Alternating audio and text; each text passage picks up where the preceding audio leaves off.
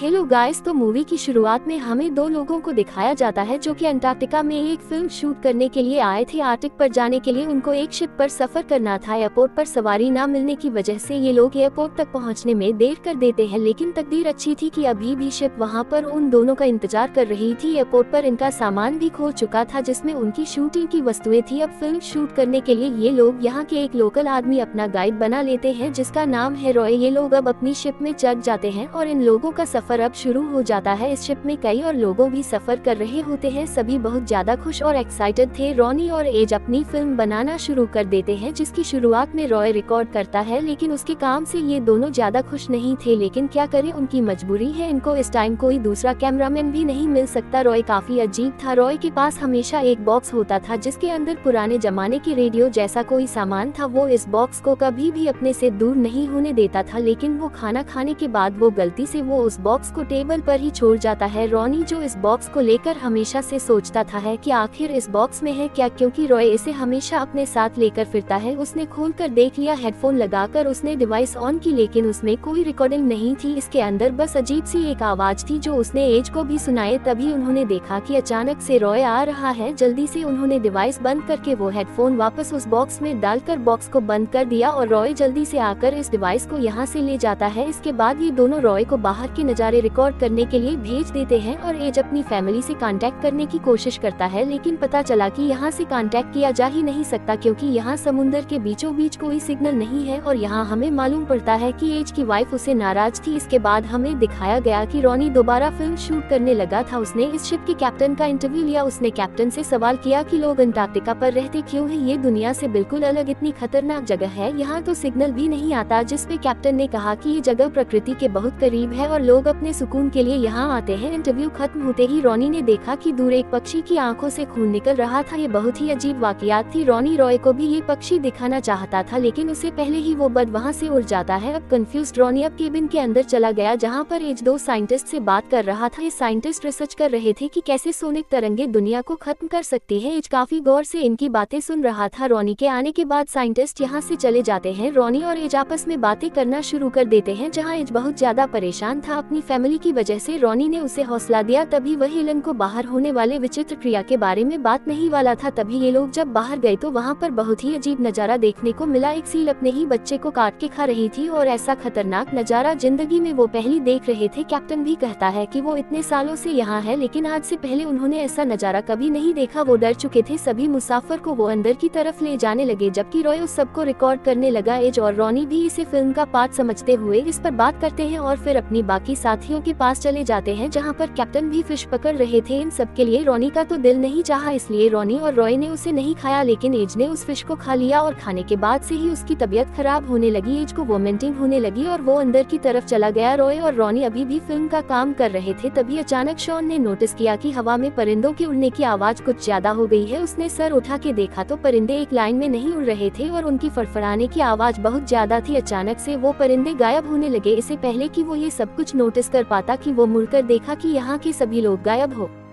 गए हैं। कोई अजीब प्रक्रिया से यहाँ कोई इंसान नहीं रहा। हैरान होकर उसने रॉनी को देखा। रॉय ने ये सब कुछ रिकॉर्ड किया था। उसने अपनी रिकॉर्डिंग में देखा तो सच में लोग गायब हुए थे और वो कंफ्यूज हो गया कि आखिर ये सब हुआ कैसे। रॉनी को लगा कि कोई उनसे मजाक कर रहा है। उसने अंदर जाकर ये बात एज को बताई और ये सब मिलकर पूरी शिप पर उन लोगों को ढूंढने लगे, लेकिन उनको कोई नहीं मिला। और तब जाकर इन्हें एहसास हुआ कि यहाँ पर सच में कुछ बहुत गलत हो रहा है। अब ये लोग रॉय से पूछते हैं, तुम तो सब रिकॉर्ड कर रहे थे, तुम्हें पता चला कि ये सब क्या हो रहा है? लेकिन रॉय ने भी बताया कि उसे खुद नहीं मालूम कि यहाँ पर क्या हो रहा है। इन्होंने अब अपने फोन ढूंढे ताकि किसी को मदद के लिए बुलाएं, लेकिन यहाँ सिग्नल्स भी नहीं थे। एलन की तबीयत और भी ज्यादा बिगड़ने लगती है। उसके मुंह में से अब खून आ रहा था। वो नहीं समझ पाया कि आखिर उसे हुआ क्या है। जहाँ रॉनी अब शिप के कंट्रोल सेंटर में जाकर रेडियो से हेल्प मांगने की कोशिश करता है, लेकिन वहाँ से भी इन्हें कोई जवाब नहीं मिल रहा था। अब ऊपर रॉय जो सब चीजें देख रहा था तो दूर उसे एक आइलैंड नजर आया। ये उनके लिए खुशी की बात थी क्योंकि वो वहाँ जाकर किसी से मदद मान सकते थे। जल्दी से उसने आकर ये बात रॉनी और एज को बताई। एज वहाँ जाना नहीं चाहता था, लेकिन आखिर में रॉनी ने उसे मना ही लिया कि मदद के लिए वहाँ जाना जरूरी है। अब एज भी ऊपर की तरफ आ गया, जहाँ आते ही उजाले में रॉनी ने देखा कि एज के गले पे किसी के काटने का निशान था, लेकिन एज को ऐसा कुछ भी याद नहीं था कि उसके साथ कोई हादसा हुआ हो। ये जख्म काफी गहरा था जिसका इलाज करना जरूरी था। रॉनी के आने से पहले यहाँ एज को एक कैमरा मिला था जो एक टूरिस्ट का था। इस कैमरे में वो सब रिकॉर्ड हुआ था कि कैसे एक टाइम में सारे इंसान यहाँ से गायब हो गए। ये देखकर एज और भी ज्यादा परेशान हो जाता है। ये लोग अब यहाँ से जरूरी सामान लेते हैं और एक मिनीबॉट में बैठकर उस छोटे से आइलैंड की तरफ बढ़ने लगते हैं। इस जगह पहुँचने पर एक सबसे अजीब बात ये हुई कि इन्हें यहाँ इतने बड़े टाउन में भी कोई इंसान नजर नहीं आया। इन्हें अपनी आंखों पे यकीन नहीं आ रहा था। इन्हें लगा शायद सर्दी की वजह से सारे लोग अंदर की तरफ होंगे। इन्होंने टाउन को छान मारने का फैसला किया और आगे ढूंढने लगे, लेकिन पूरे टाउन और होटलों में कोई नहीं था। ये जगह कौन सी थी इन्हें तो ये भी पता नहीं था। रॉय उन दोनों से कहता है कि हम तीनों किसी भी हाल में एक दूसरे से दूर नहीं होंगे, क्योंकि यहाँ के हालात मुझे बिगड़ते फील हो रहे हैं। ये लोग अब छानबीन करने के लिए जिस मॉल के अंदर आए थे वहाँ के एक रूम से उन्हें अजीब आवाजें आई। वहाँ जाकर उन्होंने देखा कि एक हिरन जख्मी हालत में पड़ा था और तड़प रहा था। उसके जिस्म पे बिल्कुल वैसे ही जख्म के निशान थे जैसे जख्म के निशान एज के जिस्म पे थे। हैरान होकर ये लोग बाहर आ गए। अब एक होटल के अंदर आकर रॉनी ने टेबल पे रखा सूप देखा, वो अभी भी गर्म था, जिसका मतलब था कि यहाँ के सभी लोग भी शिप के लोगों की तरह एकदम से गायब हुए थे। यहाँ कुछ तो विचित्र घटना हुई है। अभी वो लोग यही सब सोच रहे थे कि एज दर्द से तड़पने लगा। रॉनी ने देखा कि उसकी टांग के ऊपर भी बड़े बड़े जख्म थे। दर्द से एज की हालत इतनी खराब थी कि वो आगे बढ़ने से भी इनकार कर रहा था, जिसके बाद रॉनी और रॉय ने अकेले आगे बढ़ने का फैसला किया और एज अपनी दवाई लेने के लिए बोट तरफ चला गया। रास्ते में उसे एक सफेद भालू दिखा जिसका पूरा जिस्म भी उसी की तरह जख्मी था। एलन डर गया कि वो उसे मार खाएगा, लेकिन एज भाग भी नहीं पाएगा। लेकिन वो खुश नसीब होता है कि भालू उसे कुछ भी नहीं कहता। यहाँ पर रॉनी और रॉय को एक बिल्डिंग में एक लाइट जलती हुई दिखाई देती है। उन्हें लगा कि जरूर वहाँ कोई है। ये लोग जब वहाँ गए तो उदास हो गए, क्योंकि यहाँ पर भी इन्हें कोई नहीं मिला था। काफी देर हो गई थी, सूरज भी ढल रहा था। एकदम से बाहर रॉनी को एक उम्मीद लाइट जलती हुई दिखाई दी। ये देखकर उन्हें एज का ख्याल आया। वो बाहर गया तो एज जमीन पे बैठा था, लेकिन ये फायर एज ने नहीं किया था। वो एज को लेकर घर के अंदर आ गया और अपने खाने पीने का कुछ इंतजाम करने को सोचने लगा। एज के पास अभी भी वो कैमरा था जो उसने अपने साथ एक मुसाफिर का अपनी बोट से उठाया था। इस कैमरे की फुटेजेस में वो ये साफ देखता है कि जब सारे लोग गायब हुए थे तब रॉय नहीं गायब हुआ, बल्कि रॉय उन सब की वीडियो रिकॉर्ड कर रहा था। यानी जरूर उसे कुछ पता होगा और